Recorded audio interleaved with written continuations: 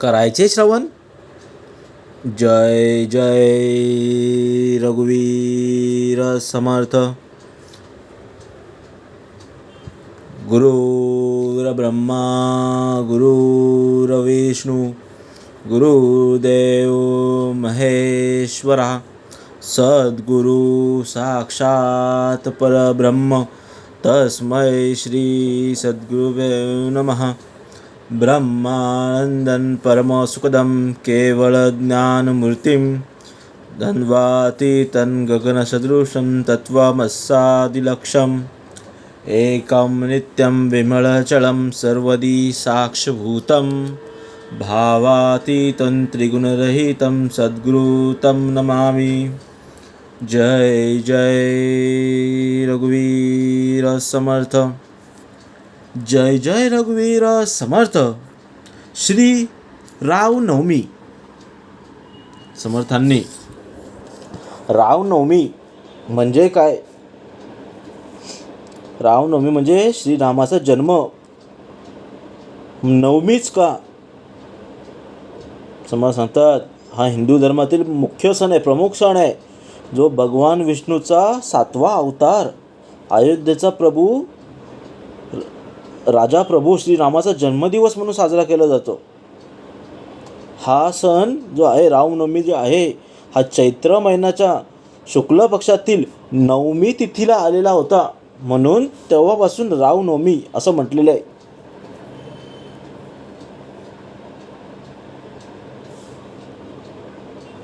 मान्यतेनुसार चैत्र शुद्ध नवमीला दुपारी 12 वाजता रामाचा जन्म झाला होता. त्यामुळे त्या वेळेस पाळणा हलवून राम जन्मोत्सव साजरा केला जातो. आणि ही परंपरा अजून चालत आलेली आहे आणि पुढे चालत राहणार आहे. समर्थांचं महत्त्व दिलेलं आहे. हा सण वाईटावर चांगल्याचं विजय प्रतीक दिलेलं आहे. अधर्मावर धर्माचं प्रतीक म्हणून हा सण साजरा करायचा आहे. रामचंद्रांना एक आदर्श राजा, मानव म्हणून त्यांचं गुणाचं सद्गुण स्मरण केलं पाहिजे. म्हणून समज म्हणतात या दिवशी रामायण पाठ, भजन, कीर्तन, जेवढं नामजप होईल, रामनामाचं जाप होईल तेवढं आपल्याला करायचं आहे. सण साजरे तर करूच, पण आपल्या अंतरीमध्ये रामनामाचा जप केला पाहिजे. रामनवमी म्हणजे आदर्श पुरुषोत्तम श्रीरामांचा जन्मोत्सव, जे नैतिक मूल्य आहेत, धर्माच्या आचरणाची आठवण करून देतं.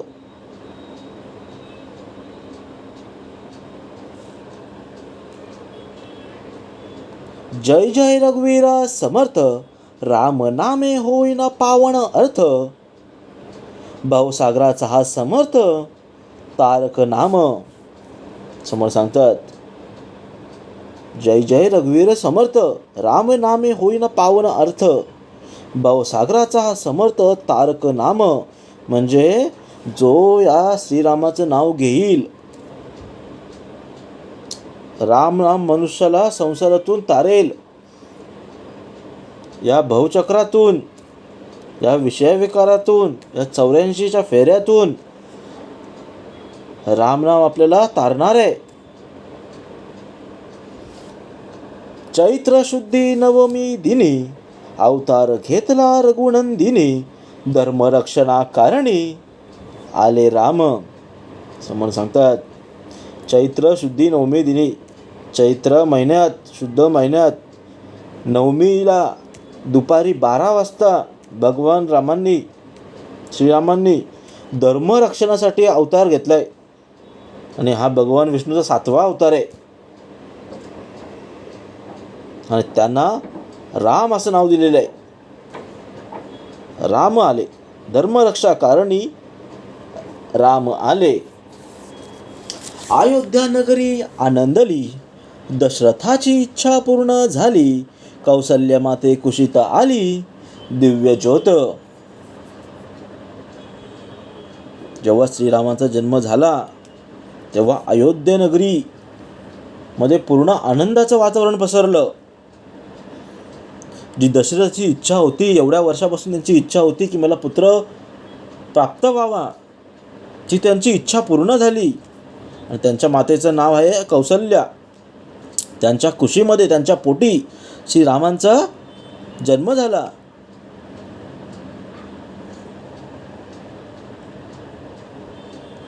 देवांनी केली स्तुती भारी, फुलवृष्टी झाली अंबरी, अवतार आला संसारी विष्णू रूप.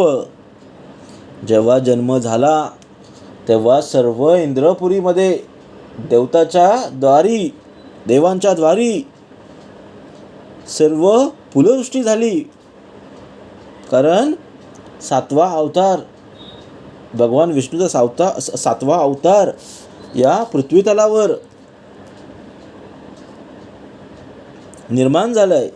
सर्व देवतांनी आनंद साजरा केला. कारण अधर्मावर धर्माचा विजय होण्यासाठी श्रीरामांना जन्म घ्यावा लागला.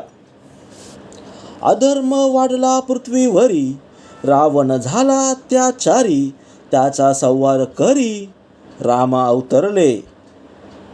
समर्थ सांगतात, जेव्हा जेव्हा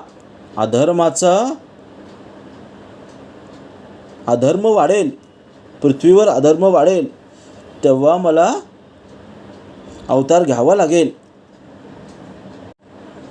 तसंच त्या काळी जेव्हा अधर्म वाढला होता, जेव्हा रावणाची सत्ता होती, सर्व देवांना त्यांनी बंदिस्त केलं होतं.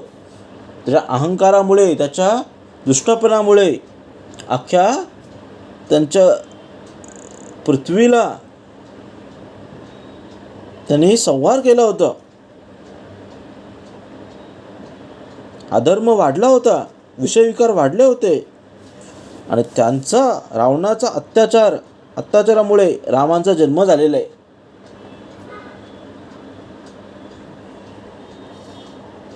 कारण रावणाला वरदान मिळालं होतं की कोणत्याही देवाच्या हातून, द्वैताच्या हातून, राक्षसाच्या हातून, अन्य कोणत्या प्राण्याच्या हातून वध होणार नाही. फक्त नर आणि वानर सोडून बाकी सर्व ठिकाणून त्यांचा वध होणार नाही, असं ब्रह्माने त्यांना वरदान दिलं होतं. 6 कोटी आयुष्य होतं त्यांचं, रावणाचं. आपल्याला आता 100ही गाठता येत नाहीये. 6 कोटी वर्षामध्ये त्यांनी किती अत्याचार केले असतील. पण एका त्याच्या अहंकारामुळे, चुकीच्या वृत्तीमुळे, अधर्मामुळे श्रीरामांना अवतार घ्यायला लागलेला आहे. आणि कलियुगामध्ये पण समर्थांनी सांगितलेलं आहे, जेव्हा कलियुगाची वर्षे संपतील, शेवटच्या 4थ्या चरणामध्ये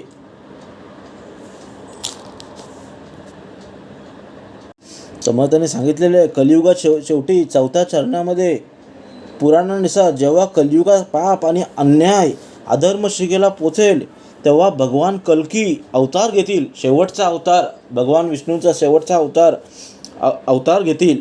भगवान कल्की म्हणून नाव असेल. या कलियुगाचा एकूण वर्ष आहेत ती 4,32,000 वर्ष आहेत. त्यापैकी आत्ता सुमारे 5,200 काहीतरी पूर्ण झालेले आहेत. म्हणजे कल्की अवतार अजून खूप दूरच्या भविष्यात आहे. अजून 4,27,000 वर्ष शिल्लक आहेत. आत्ताशी आपल्याला 5 वर्ष झालेले आहे. हे पहिलं चरण आहे. आणि पहिल्याच चरणात एवढं वाईट संगती, वाईट विचार, अधर्म वाढलेले आहे या कलियुगामध्ये. जर अजून पुढची 3 चरणं जे असतील ते किती भयानक असतील याचा विचार करायला पाहिजे. आणि समर्थांनी इथे लिहून पण ठेवलेलं आहे की वैशाख महिन्याच्या शुक्ल पक्षातील 12शी तिथीला कल्की अवतार होईल. आणि ते लिहून पण ठेवले आहे कुठे होईल आणि कुठे नाही, स्थान पण दिलं आहे. धर्मग्रंथानुसार श्रीमद भगवत पुराणात दिलं आहे की भगवान कल्की शंभलपूर गावामध्ये जन्म घेतील. त्यांचं वडिलांचं नाव पण दिलं आहे विष्णू यश म्हणून. आईचं नाव सुमती. शंभलगाव आहे हे उत्तर प्रदेशातील शंभलगाव आणि स्थानी हिमालयाच्या पायथ्याशी आहे. हे पहिलंच लिहून ठेवलेलं आहे. नाही, हे सर्व आता खरं होणार आहे. आपण अजून पहिल्या चरणातच आहे. अजून संकट येणार आहेत आणि या संकटातून, या फेऱ्यातून जर आपल्याला वाचायचं असेल तर रामनाम हे औषध आहे. त्याशिवाय या आपल्याला भवसागरामधून तारणारा कोणीच नाही आहे. मर्यादेचा आदर्श झाला, सत्य धर्म जगासी दिला, रामराज्याचा दीप जळला न्यायासाठी. जेव्हा श्रीरामांचा जन्म झाला तेव्हा श्रीरामांनी आदर्श जीवन आणि न्यायाचं तत्त्व शिकवलं. मर्यादा काय असतं, सत्यधर्म काय असतं याचा संदेश पटवून दिला. राज्याच्या न्यायासाठी, हक्कासाठी काय खरं आहे काय खोटं आहे हे सर्व त्यांनी सांगून दिलं. म्हणून आपण श्रीरामांना आदर्श मानतो. एकवचनी, एकबाणी, सर्वांसाठी न्याय सारखं, म्हणून तो आदर्श राजा होता. पितृवचनासाठी वनवास, स्वीकारिला आनंदाच, धर्मरक्षण हा श्वास रामांचा. जेव्हा पितृवचन, वडिलांचं वचन होतं की वनवास, तेव्हा श्रीरामांनी आनंदाने स्वीकारला 14 वर्षाचा वनवास. कारण हा धर्मरक्षणाचा श्वास आहे. कारण रामाने वडिलांचं वचन पाळण्यासाठी वनवास स्वीकारला. आपण जिथं असतो तर काय केलं असतं? उदाहरणार्थ आपल्याला आपले वडील बोलले की जा, बाहेर जा, 14 वर्ष वनवास कर. या कलियुगामध्ये शक्य आहे का? शक्य आहे म्हणजे कोणी मुलगा पित्याचा वचन पाळेल का? आपलं उदाहरण बघा. आपण असतो तर बोललो असतो वडिलांना, तुम्हीच करा, तुम्हीच बाहेर जावा, आम्हाला इथे राहू द्या.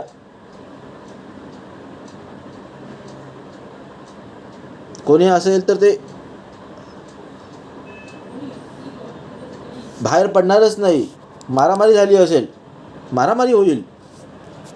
पण या कलियुगामध्ये आता पित्याचं वचन कोणी जास्त पाळत नाही. समोर सांगतात त्यासाठीच रामाचा अवतारच लागतो. कारण तोच आदर्श आहे, तोच एकवचनी आहे, एकबाणी आहे. कारण पितृवचन हा शेवटचं वचन आहे. सीता लक्ष्मण सोबती, वनवास जीवन पवित्र होती, कष्टातही शांत वृत्ती श्रीरामांची. जेव्हा श्रीराम सहित सीतामाता आणि लक्ष्मण जेव्हा वनवासाला जायला निघाले तेव्हा त्यांची परिस्थिती कठीण होती.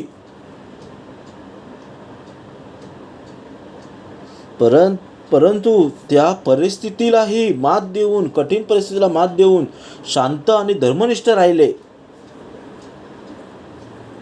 शांत वृत्ती ठेवली.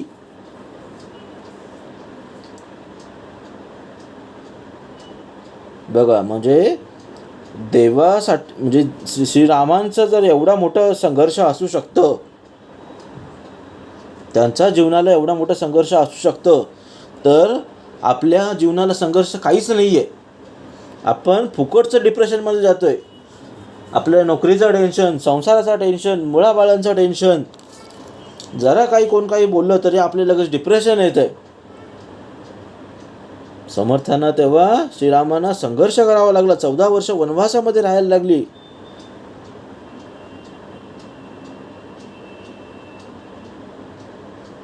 आत्ताच्या काळामध्ये शक्य नाही आहे. आपण तेवढे शांत राहू पण नसतो शकलो. आपण श्रीराम तेव्हा शांत राहिले, त्यांनी धर्मनिष्ठ राहिले, वचनपूर्ती केली. आपण असतो तर शांत बसलो नसतो, सूडबुद्धीची भावना आपल्या अंतरी आली असती, हे नक्की आहे. भक्तांसाठी प्रेम अपार, शबरीवरी कृपा साचार, भक्ती पाहे भगवान खरं मनातील. म्हणजे जेव्हा श्रीराम जेव्हा वनवासाला जात होते तेव्हा त्यांची भक्ती, देवभक्ती पाहतो, जातपात पाहत नाही. तेव्हा शबरी नावाची जी शिष्य होती ती पहिल्यापासून त्यांची वाट पाहत होती. एवढ्या वर्ष त्यांनी वाट पाहिली आणि उष्टी बोरं श्रीरामांना त्यांनी खाऊ घातली. तेव्हा शबरीवर त्यांची कृपा झाली. भक्तांसाठी भरपूर प्रेम आहे. फक्त आपल्याला देवावरती विश्वास पाहिजे, देवाचं नामजाप करता आला पाहिजे, देवासाठी आपल्याला लढता आलं पाहिजे. पण आपण वेगळ्याच गोष्टीत लढत बसतोय, आपण दुसऱ्याच गोष्टीत मागे लागत बसलोय.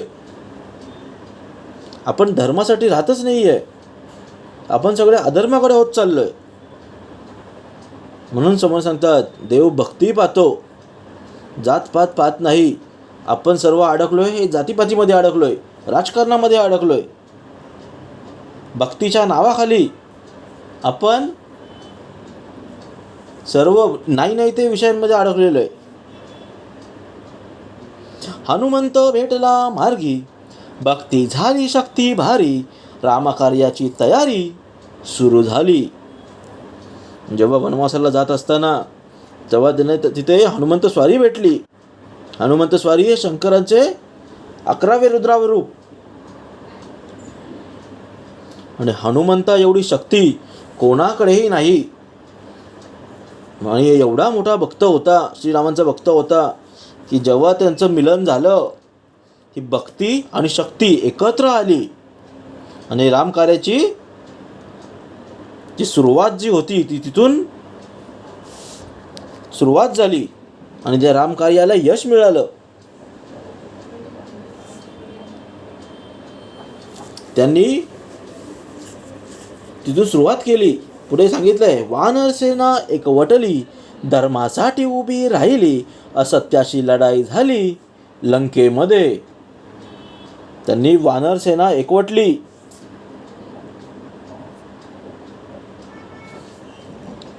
किंदाचा राजा सुग्रीव आणि त्यांची वानर सेना घेऊन सर्व एकवटली आणि धर्मासाठी उभी राहिली, असत्याच्या लढाईसाठी लढले.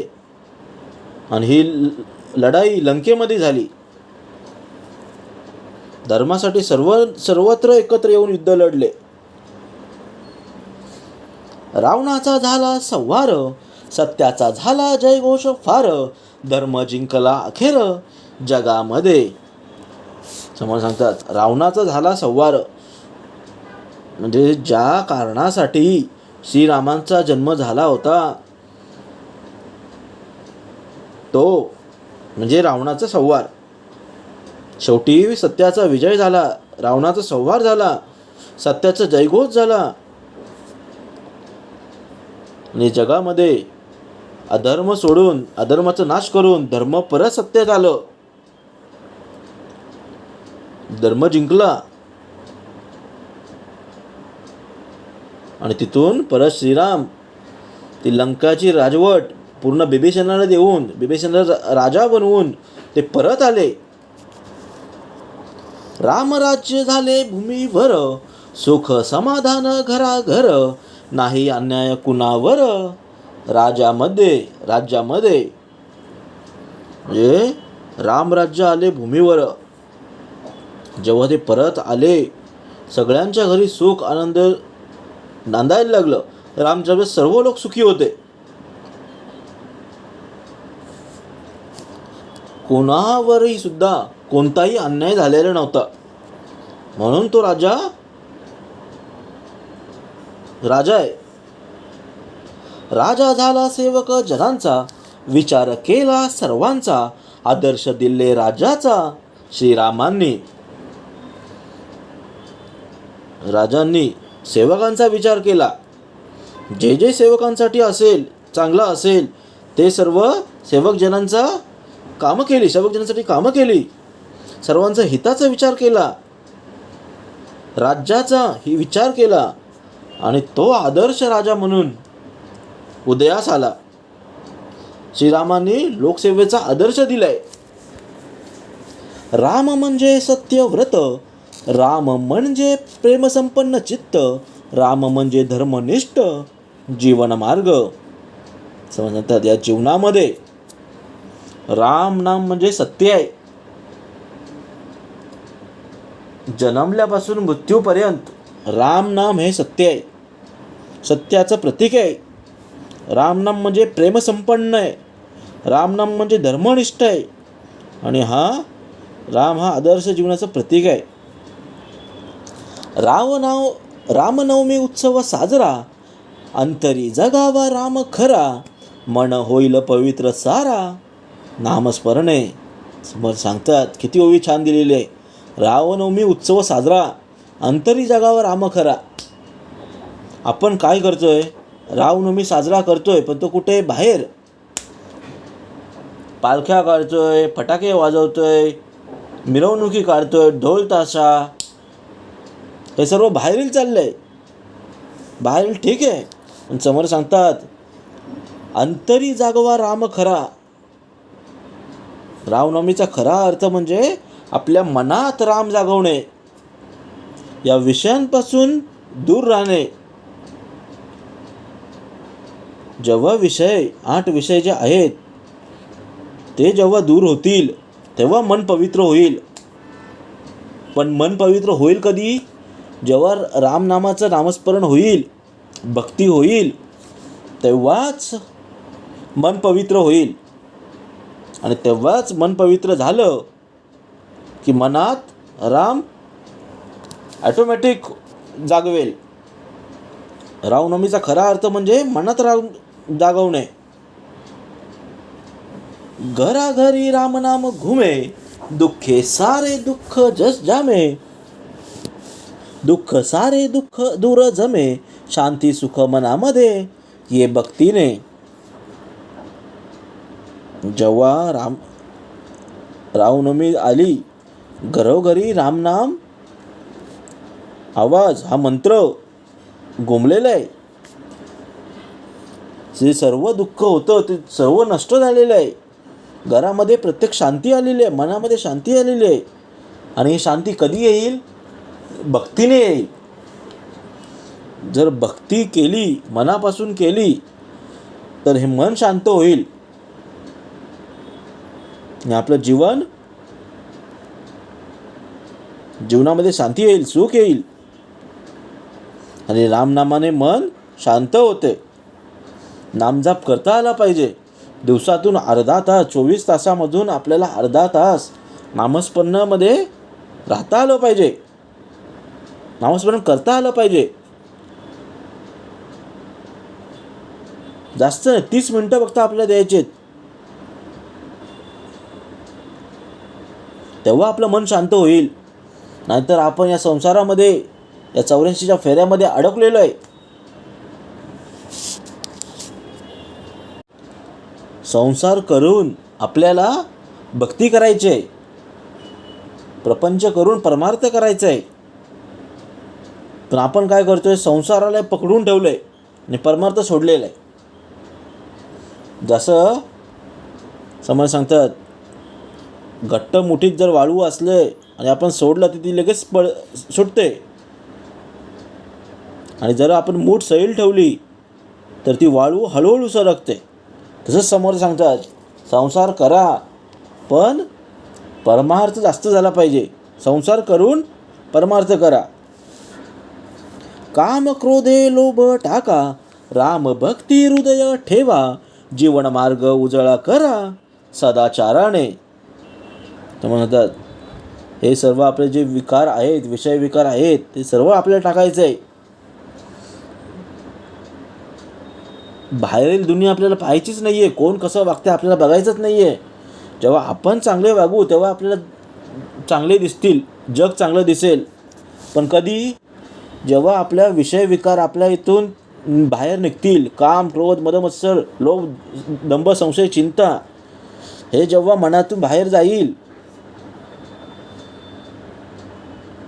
वाईट गुण जेव्हा बाहेर जाईल, रामनाम जेव्हा अंतरी येईल, तेव्हा या जीवनमार्ग उजळीत होईल, सदाचाराने होईल. म्हणून समज सांगतात, वाईट गुण सोडून सदाचार शिकवा. राम जन्म बाहेर नाही, अंतरी जागे तोच सही, भक्तीमध्येच राम राही, अनुभवावा. समोर सांगतात, समोर लिहून पण ठेवलंय, राम जन्म जे आहे, उत्सव आहे, तो बाहेर नाही आहे, तो सर्व अंतरी आहे. देव भक्तीचा बुकेला, भावाचा बुकेला, भक्तीमध्येच राम आहे. समज सांगतात, भक्तीमध्येच राम राही, अनुभवाचा. हे अनुभवाचे बोल आहेत. राम आपल्या अंतःकरणात आहे, पण आपण अंतःकरण सोडून बाहेर आपण हिंडायला जातोय. समज म्हणतात, नाही आहे, राम जन्म बाहेर नाही आहे, हे आपल्या अंतरीमध्येच आहे. जर रामनामाचा जप केला तेव्हाच हे विषयविकार बाहेर राहतील आणि तुझं मन शांत होईल, सुखी होईल.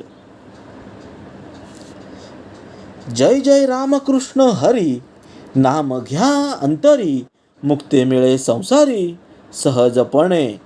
समज म्हणतात, मुखी नाम राम, जय जय रामकृष्ण हरी, नाम घ्या अंतरी, मुक्ती मिळे संसारी सहजपणे. म्हणजे नामस्मरणाने मोक्ष प्राप्त होतो, या संसारीमधून मुक्ती मिळते आणि हे सहज आहे. आपल्याला कोणत्याही प्रकारची पूजा अर्चना विधी काहीच करायची गरज नाही आहे. कलियुगामध्ये सर्व सहज देव भेटेल असं दिलेलं आहे. कलियुगामध्ये पहिले जे 3 युग होऊन गेले, त्यामध्ये भरपूर 4 युगामध्ये समर्थ सांगतात, सत्ययुग, त्रेतायुग, द्वापारयुग आणि कलियुग, या 4 युगामध्ये कलियुग श्रेष्ठ सांगितलेलं आहे. कारण महर्षी वेदव्यास यांनी लिहून ठेवले की कलियुग सर्वात श्रेष्ठ युग सांगितलेलं आहे. कारण इथे थोडी भक्ती आणि थोडी सत्कर्म जरी चांगली केली तरी मोक्षप्राप्ती आहे. कलियुग केवळ नाम आधारा, म्हणजे थोडी तरी नामस्मरण केलं, थोडी तरी सत्कृती केली तरी इथे मोक्ष प्राप्त आहे. म्हणून समोर सांगतात, जय जय रामकृष्ण हरी, नाम घ्या अंतरी, मुक्ती मिळे संसारी सहजपणे. जय जय रघुवीर समर्थ.